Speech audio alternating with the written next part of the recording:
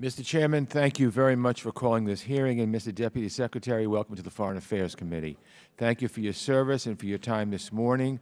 I was grateful that you hosted the Chairman and myself at the State Department yesterday to discuss your reorganization effort. I'm going to raise some of the concerns this morning that I mentioned to you yesterday. There's no doubt that the State Department and all our federal agencies should be as effective as possible to address the challenges and to seize the opportunities we're facing. This committee has taken some steps to modernize our foreign affairs agencies, including last year's State Department Authorities Bill. There are plenty of good ideas that could bring the State Department, USAID, and our foreign policy into the 21st century. With the Department and Congress working in a bipartisan way, I believe we could get there.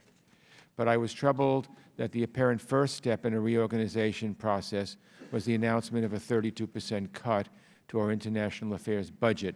I know we discussed it yesterday, and I will try to ask you to repeat some of the things you said, a bit more optimistic about that.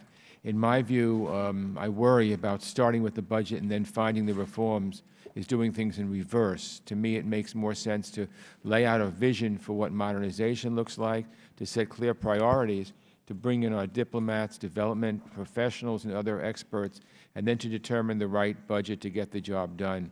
So I hope in your testimony and afterwards you'll mention some of the things that you mentioned to us yesterday. You'll clarify why the decision was made to start with the dollar figure and work backwards from there.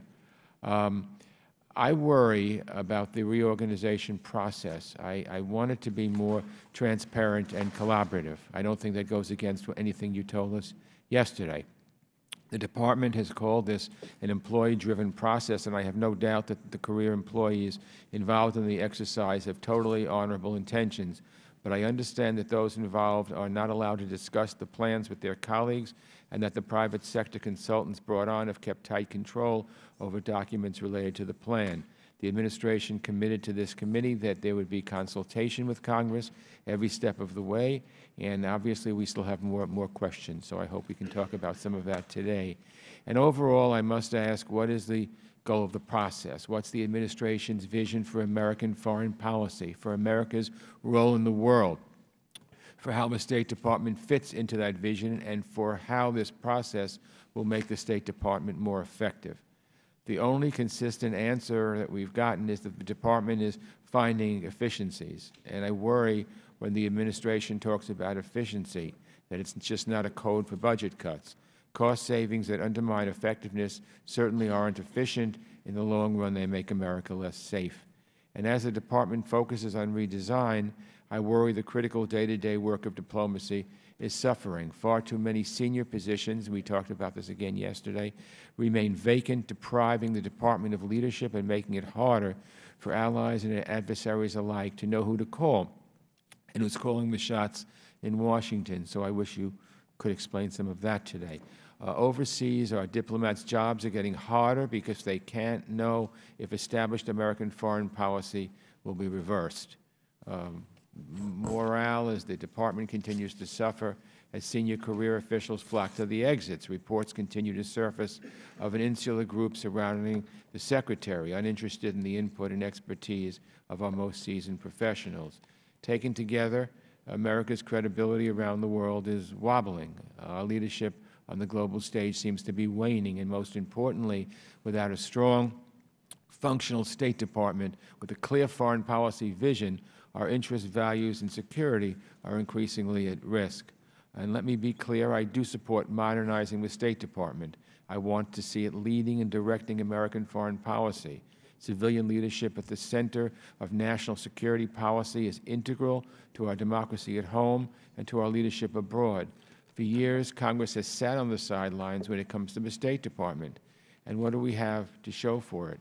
Antiquated IT systems, personnel shortages that make it harder to address crises or allow for professional development, traditional responsibilities of the Department moving to other agencies like the Pentagon, distracting from its core diplomatic mission. I'm glad that the President sees the necessity for more funds for DOD, but we don't want it at the expense of the State Department, at the expense of diplomacy, at the expense of making sure our embassies are safe. In 2020, the Foreign Service Act will be 40 years old. It was written during the Cold War, and the world has changed. We do need to modernize the department.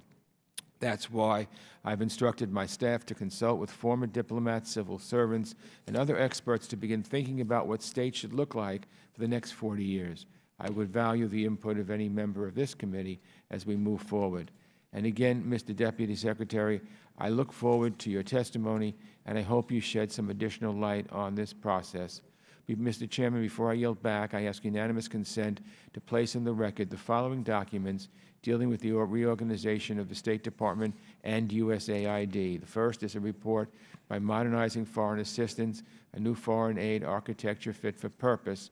Second is a report from the U.S. Global Leadership Coalition entitled Opportunities for Reforming and Strengthening Diplomacy and Development. The third is a report from the Center for Global Development, a practical vision for U.S. development reform. Next is a report from Refugees International called Honoring a Distinguished Tradition, Crisis Response in U.S. Government Reorganization. And finally, a submission from Amnesty International USA calling on the State Department to preserve the structure, staffing, and resources for the Refugee Bureau, War Crimes Office, and Global Women's Issues Office. So I thank you, Mr. Chairman, and I yield back.